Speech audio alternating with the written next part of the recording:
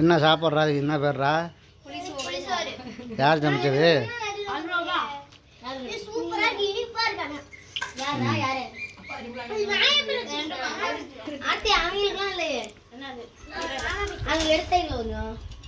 யாரா தலைவர்? யாரா அதில் தலைவர்? யார் சமையல் தலைவர்? யார்?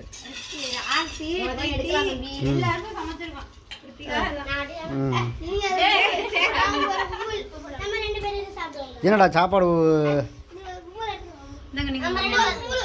பிள்ளைகளுக்கு பத்தாது, பிள்ளைகளுக்கு பத்தாது, பிள்ளைகளுக்கு பத்தாது.